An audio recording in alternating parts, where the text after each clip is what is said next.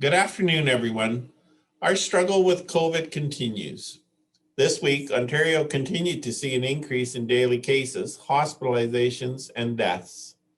In response to these trends, the province declared a second state of emergency and issued a stay-at-home order requiring everyone to remain at home, with exceptions for essential purposes such as going to the grocery store or pharmacy, accessing healthcare services, for exercise, or for essential work. As a result, the following public health measures took effect January 14th, 2021 at 12:01 a.m. Outdoor organized public gatherings and social gatherings were further restricted to a limit of 5 people with limited exceptions. This is consistent with the rules during the lockdown during the first wave of COVID-19 in spring 2020 and will allow individuals and families to enjoy time outdoors safely. Individuals are also required to wear a mask or face covering in the indoor areas of businesses or organizations that are open. Wearing a mask or face covering is now also recommended outdoors when you can't physically distance more than 2 meters. All non-essential retail stores, including hardware stores, alcohol retailers, and those offering curbside pickup or delivery, must open no earlier than 7 a.m. and close no later than 8 p.m.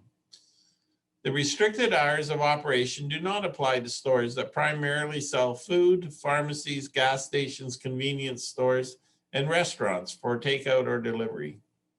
Non-essential construction is further restricted, including below-grade construction, exempting surveys.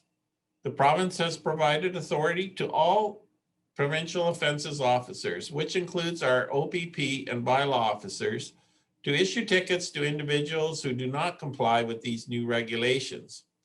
Those who decide not to abide by orders will be subject to a set fine and/or prosecution under both the ROA and EMPC CPA as applicable. In addition, all provincial offences officers will have the authority to temporarily close a premise and disperse individuals who are in contravention of gathering limits, and will be able to disperse people who are gathering, regardless of whether a premise has been closed or remains open, such as a park. These new regulations apply to the whole province and will be enforced by our bylaw staff. You must follow these instructions and stay home as much as possible, and limit trips outside your home to those that are essential, such as going to the grocery store or pharmacy, accessing healthcare services, for exercise, or for essential work. You should limit your close contacts to as few people as possible. Provincial data shows that close contacts are the leading cause of transmission. Under the rules, you are allowed to go out for exercise, so by all means, go out for a walk. To provide opportunities for this, the town is maintaining the Georgian Trail and trails at the Tomahawk Golf Course. Go only with members of your own household, or if you live alone, members of the one other household you have decided to pair up with. Going out to exercise should not be used as an opportunity to socialize. Socializing with other households should be done virtually, over the phone, or the internet. Another activity for seniors is the Seniors Without Walls program, which is now in its 3rd month. This new initiative by the BBO is a free telephone-based activity and information program available to seniors who have phones. There is no need for a computer or an internet connection. Through group phone calls led by volunteer facilitators and guest presenters, the Seniors Without Walls helps seniors meet new people, stay in touch with others in the community, and keep active and informed. The Seniors Without Walls program is an isolation breaking program, which is especially helpful within the COVID-19 limitations on socializing. Information on the Seniors Without Walls can be found on the BVO website. If we all follow these rules, we will keep our community as one of the safest places in the province. Our success so far can be credited to Dr. Ara and his team at the Grey Bruce Health Unit, and all of you who have followed the public health advice. As you can see from this graph, the Grey Bruce Health Unit has a lower rate of infection than the rest of Ontario and we in the town of the Blue Mountains have among the lowest rate of infections in our area. We must not be complacent, however, as COVID is here in our community. And if we let down our guard, we are only one step away from COVID overwhelming our community. We were reminded of this when on January 1st, 2021, the town of Blue Mountains, in consultation with the Greybury's Health Unit, announced an outbreak within one town department. An outbreak is where there is evidence of transmission of COVID-19 to more than 2 individuals within the workplace environment.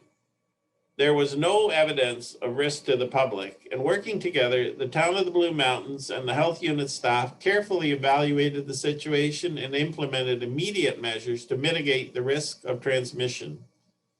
In a press release issued yesterday declaring the outbreak over, Dr. Ian Ara, Medical Officer of Health for Greybury, stated, "The collaboration between the health unit and town, along with the rapid and accurate communication of vital information, allowed for a timely, robust, and effective contact tracing process to take place.